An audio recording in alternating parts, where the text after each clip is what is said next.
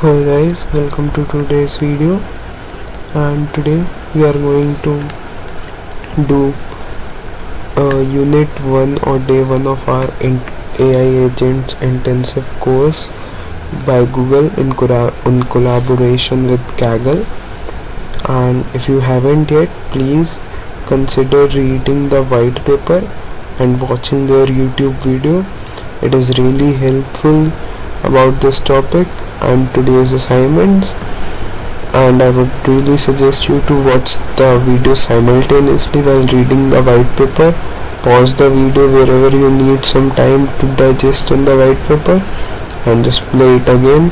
This process helps me out, that's why I'm suggesting it to you. Just give it a try, I would suggest.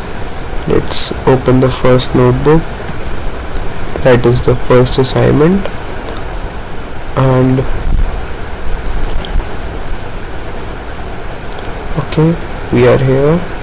For you will we are seeing the same option, copy and edit. Let's just click on that. We'll close our old tab.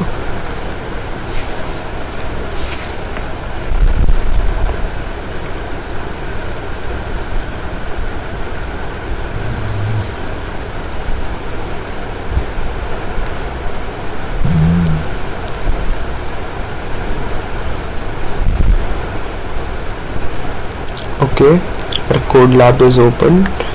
Now first of all, before doing anything, just run this plain code. We just want our draft session to basically start. We want our notebook to start. For this you can run this cell, or you can run some cell below it, any cell. We just want to do some setup stuff, and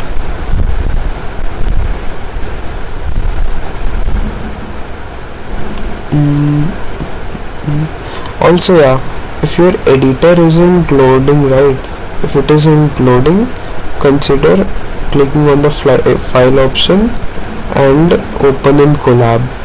It is also serviced by Google, collab.google.com, and it will work the same, right? Their servers are hosted separately, so maybe this editor might not load, but the editor from collab will definitely load. Okay, moving ahead, first go to add-ons, secrets, and I have maybe my Google Gemini key here. Just a second. Okay, it looks like we don't have it here. So what you can do then, you should open a new tab, go to aistudio.google.com, and I have posted a separate tutorial also on this, how to create a Gemini API key. And here we have our key, right? You have to copy the API key, you have to come back here, and for once let me just check if I have a key here or not. The add secrets is kind of bugged. I'll show you why. You see, I have this error, Google API key isn't here, but if I just open it, I'll see it, right? And when I see it, I have to check mark it. Okay, there we go, it worked. Now we will just import some ADKs, and if you are wondering what just happened here, we were just importing our Google API key into our notebook, so we can build our AI agents on top of it. And this is a process for people who are not using Kaggle and running it on their local you can call editors or something, but we don't have to run that. And here we have a helper function. I'll just give you a short note what it does. It basically takes in a URL that is called proxy host and a certain ADK port, and then it will host our AI agent on that. And also it has a styled HTML that I'll show to you how it looks and where it is being used. I'll just show you. just in a while. First to run this you have to, okay, helper function is defined. Now we have some retry configs. These are basically for HTTP errors. When they occur, then you can just retry the same code cell with a fortunate delay of 1 second. Okay, now your first AI agent with ADK. Our main notebook starts from here. So what is an AI agent? So for LLMs we have this simple, you can say a pathway prompt, then the stuff goes to LLM and then LLM throws out some text or anything as an output. But for AI agent, the prompt first goes to our agent, the agent thinks about it, take it as okay, I'll give you a very good analogy. Take it as you are solving some math problem and you are the agent. I'll give the math problem that identifies as prompt to you, who are an agent, and then you start thinking about the math problem, what formulas can I relate to it. Then you have found your base formula, you'll capture some action on it, you'll use that formula, put in the values, you'll observe your result, you'll observe your speed to find that result, you'll observe what other ways were there, what things went wrong, what things could have been done better or right, and based on these observations you'll eventually give the final answer, but you'll keep these observations in your mind and improve further processings, right? If you get the same problem next time, you'll do better eventually. Okay, we are defining our root agent here, so you can study more about what these components are through this link, agents in ADK, that will open the docs for you. So you can give it some time and read everything here, but let's go back. So here they are basically taking an agent container that will create a Gemini model with a Gemini 2.5 flashlight version. They are giving it a description that is a simple agent that will answer our questions, and it will give them instructions that how you are going to function. Root agent is defined. Let's create a memory runner, and it is basically setting up a runner so that our agent can use it and connect with the agent development kit. Now let's finally try to get a response from our agent. What is agent development kit? And as you can see, what a perfect response it was. So you can see that it works. Now how does it work? So basically, when you gave this agent this prompt, it performed a Google search, it found out a website, and it scraped data from it, and also it checked if the information was correct or not, and it summarized it and gave it to us. Now it's our turn to try something out. I live in Lucknow, so I'll change the city name to Lucknow. What's the weather in Lucknow? And as you can see, what a perfect response. Now of course this is very not, you can call it not professional to work with, so we'll move to a ADK better interface, web interface supposedly. And in this cell many of people get an error that Google API key could not be found. For that you can try to remove this $sign and instead just use curly brackets here, but in my case it will work, so yeah, I'm just going to go ahead with it only.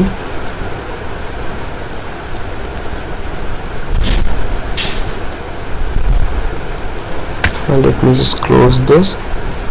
Yep, it just looks better now, more space, right? So here we are basically creating a sample agent, nothing much. And if you are wondering what sample agent is, sample agent is, we defined it here. Basically it is working with a root agent on top of that, right? And yeah, a folder was created here. Now just to let you guys know one thing, if you are going to rerun this, you'll get an error, and I'll explain to you why you must be getting it. For that you can try ls command also. What this does is it lists all the files in your, just a second, let me just stop it and show you the output for ls. So you can see there is already a folder called sample agent, right? So now if I try to run this, I'll probably get an error. That would, just a second, let me just run this and I'll show you. If you are trying to rerun, you don't have to always do the factory reset thing. I'll show you a better way. Let's just put this code block above. If I can do that, this is move cell up. Do we have that option? Yeah, so move cell up, right? Yep. And let's just wait for it to run. This cell takes quite a time, so you have to be patient.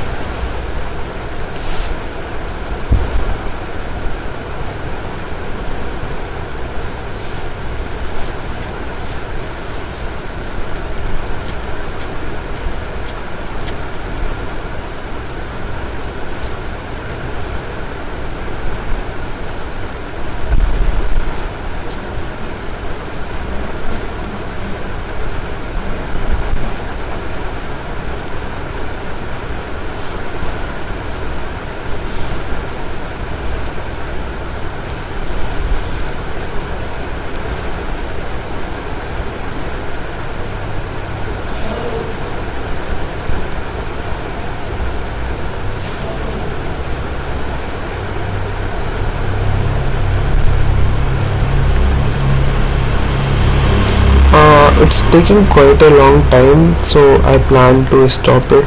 I'm not going to show you what usually happens here. Let's just stop it, but I'll explain it to you. So since this folder already exists, this sample agent folder, and we are trying to create it again, then it will pose an error, the Python. This is not the same error I am talking about. It will pose a different error that will go something like an existing non-empty folder found. So to fix that, what you can do, you can add a code cell here. You can click here, you can add an exclamatory mark, and you can do rm -rf, and you can enter the folder name sample agent like that, and then you can just run it. But we don't have any problems with it, so we are not going to do that. So okay, now let's call our helper function.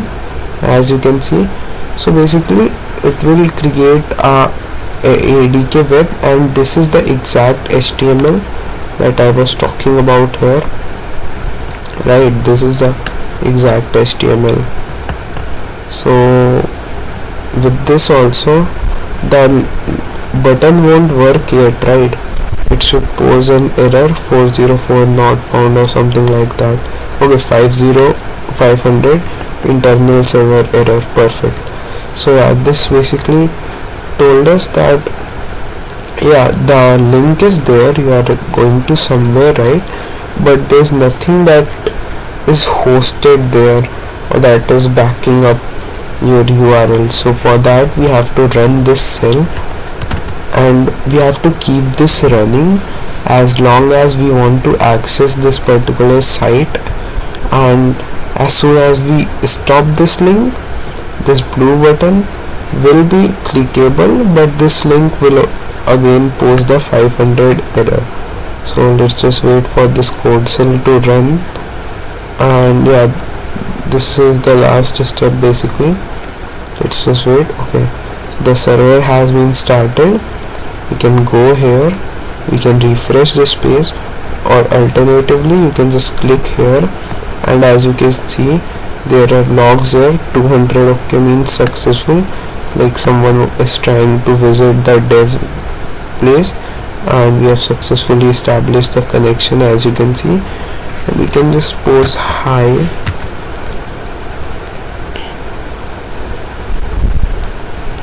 and hi there, how can I help you? And we can try my name is Zach, but it won't remember our name for now. We'll learn how to do that in future. For example, what is my name? If I ask it now, it should forget it, but if it remembers, it's fine. Eventually we'll learn how to do it in the future. Yeah, it does remember it, but yeah, it's okay. You can ask about anything. You can search hi on Google. You can search about any queries if you want. Okay, yeah, it cannot perform web searches for now. We'll learn that in the upcoming days. Yep, it's pretty fine for now, pretty impressive. And now we can just close this, and the link won't be accessible anymore. As you can see, if we go here now, again the 5, and I doubt many people must have that we have to save version.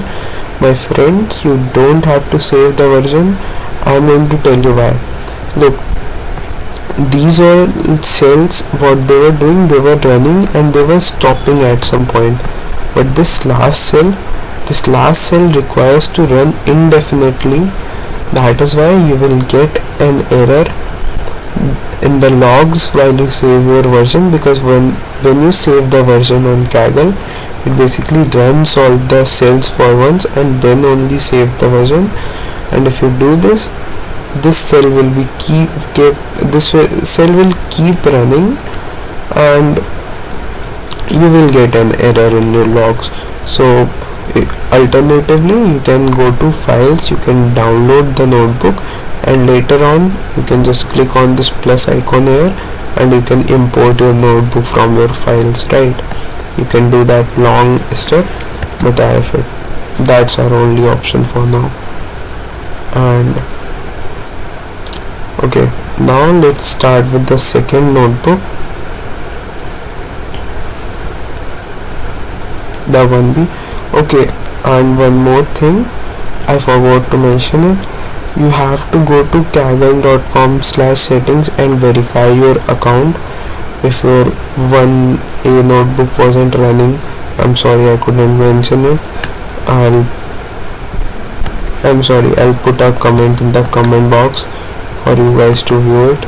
But let's start with the day 1B notebook. And this is about agent architectures. Let's click on copy and edit and move ahead to see what we have for us.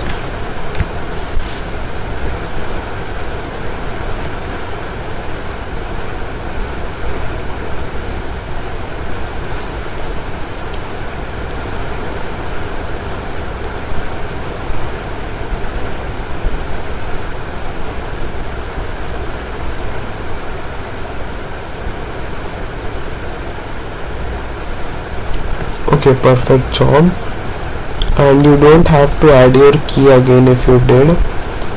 It should be here by default. You cannot see it right now, but just a second, we have to run some code cell for it. Let's just run this only, and our session will start. Everything will be configured behind the scenes, and yeah, let's just wait for now. The original notebook has a secret account attached. We have it attached too. We don't have to worry about it. Let's just wait for it to run properly. okay, it posed an error. I'll tell you why. You have to go to add-ons, secrets, and you have to check mark this Google API key to use it. Okay, we weren't able to see it without running this code cell, that's why it's okay to have this error. Just check mark the key, right?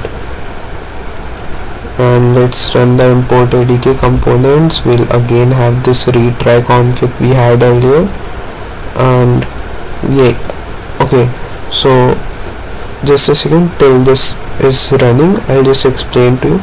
So in this notebook they basically have a lot of sections. I'll show you a lot of contents: why multi-agent system, sequential workflows, parallel workflows, loop workflows, and summary. Okay, so I'll explain the section 2 very deeply to you, and others I'll explain from not so deep but from an upper layer, and I expect you to go to this new notebook, read it, and understand them on your own. That would be the best practice as of now. Let's just run it and let's understand it. So the first, why multi-agent systems plus your first multi-switch. So the problem statement is the do-it-all agent. So we know that you can have one monolithic crazy agent that can do everything, but we don't have to do that. Just like a human being, if you make it do everything, one day it will collapse, everything will break, everything will fall apart, and you won't have time left to fix it. That's why we hire an HR, and in real life that you can refer to as a root coordinator, that will handle others under it, for example a research specialist or summary specialist, and they will fire or you can say provide a shared state or response. Okay, for example research can give its findings, summary specialist can generate the summary to those findings, and they can give the output together.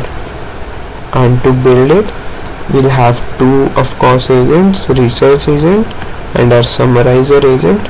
So first let's build the research agent. To do that, we'll provide it some instructions and a tool for Google searching. You remember in the last notebook we weren't able to do Google search because we did not provide Google search tool, but here we are doing it. And a summarizer agent, and we pose a instruction that you have to summarize these research findings. These are nothing but output key from our research findings, right? You can define an output key like this, and then you can access it later.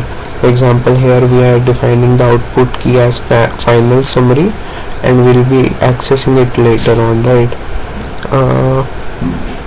Okay, and this is our research coordinator that will basically handle both of the models. As you can see, we are providing both of the agent tools that we created here, and it will basically tell the agent basically that you should call research agent tool for relevant information, and then research findings must be summarized through summarizer agent, right?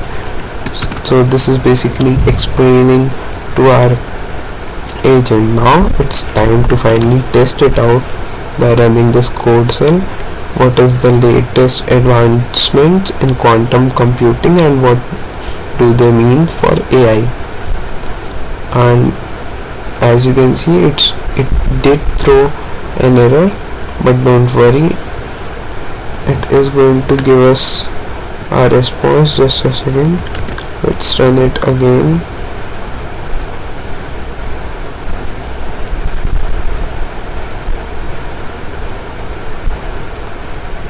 Okay, yes, perfect. And you can ignore these warnings.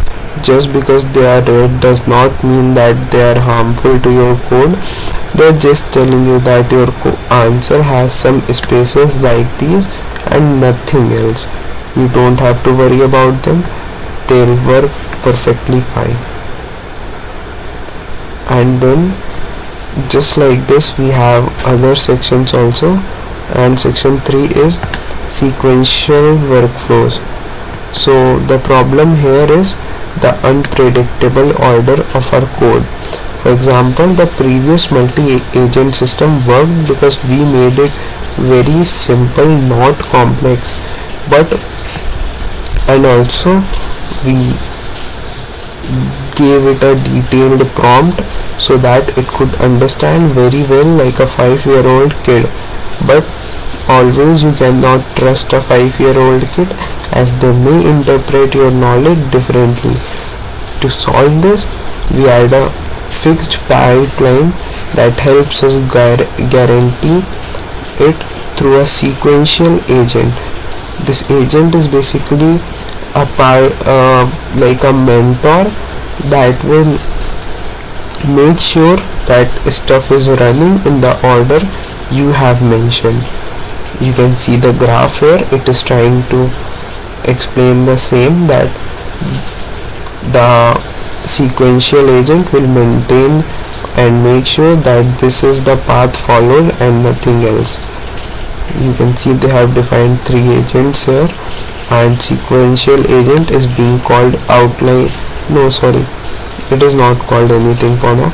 Outline agent will basically find an outline for us. You can read the instructions here. Block outline is the output key that will be used here. Let's define a writer agent that will write based on the outline, and then our editor agent, and this editor agent is our what did we call it?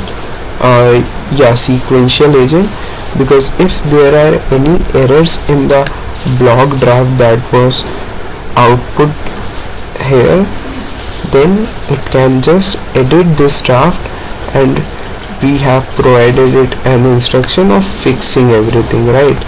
And the output key is final block. Perfect. Let's run it. Now we can test it out. First, let's create a sequential agent, and this first outline, then writer, then third editor. Basically it defines a sequence how these agents will run. And running our runner to get the response. As you can see, what a perfect response. The code worked just perfectly. You can read it if you want, but I'll just move ahead. Now we have section 4, parallel workflows. Now the problem statement here is bottleneck. What this means is previous sequential agent was better, and above that our section 2 was also better, but now we have a problem that the tasks we had earlier was basically dependent on each other. But what if we have tasks that are non-dependent? For that we have to create branches parallelly, so tasks that are independent of others can work solely on their own, right? For example, as you can see, tech research, health research, finance research, they all have their own fields of task, and they don't relate to each other. They work parallelly, but in the end they all submit to the aggregator and give the combined report, right? So we can do the same here. We can run this and run these cells to define the agent, and finally an aggregator agent that will basically apply the knowledge of all the 3 parallel workflows. And now here we are calling the parallel agent container, defining a sequence, or we don't have a sequence here, we have a parallel workflow here, right? And we can just run this. And also we do have a sequence later, that first run this parallel agent team, only then run the aggregator agent. that is basically the one that will give us the final output. Let's run this. Run the daily executive briefing on tech, health and finance. As you can see, such a perfect response. You can read about it here, but I'll just move ahead. And section 5 is loop workflows. The problem statement here is that all the workflows we have seen so far run from start to finish, right? But what if we don't require this one-shot approach and we require to go back to the first step? For example, the example that they pose here is, what if our story was actually very bad, even the editor couldn't fix it, so that we have to now go back to the first step and generate a new story. For that, my friends, we have loop workflows. As you can see, initial prompt will be given, the writer agent will give, there will be a critic agent at a step to decide whether the story is convincing enough.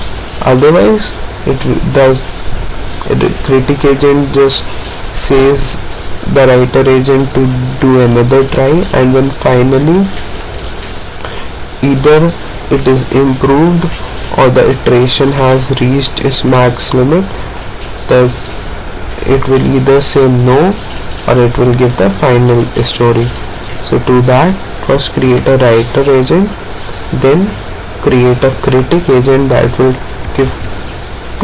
criticize our story whether it's good or bad.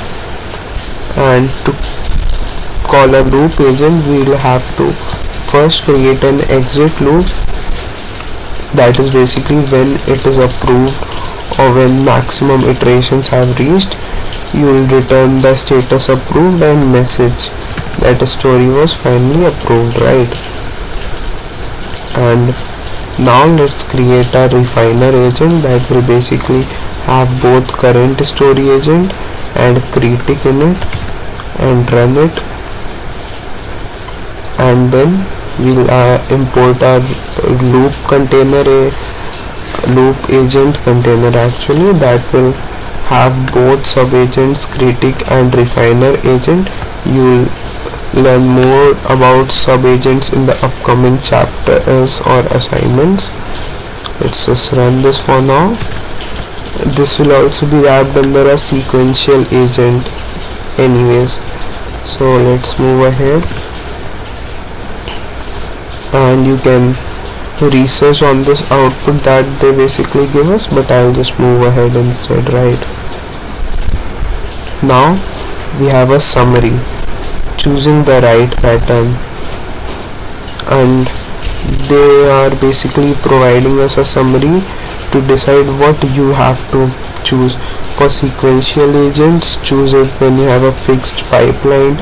For parallel agent, you have to do it when you have concurrent tasks that have to run all at once. For loop agent, you have to run when you have to run in loops. And for LLM orchestrator, we'll study this later on. This is basically a dynamic decisions that decides when to run this, when to run this, when to run this on its own. You can read this table from here if you want for the reference.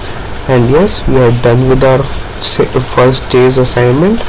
I hope this really helped you guys. I'll see you in the next one. Thank you for watching.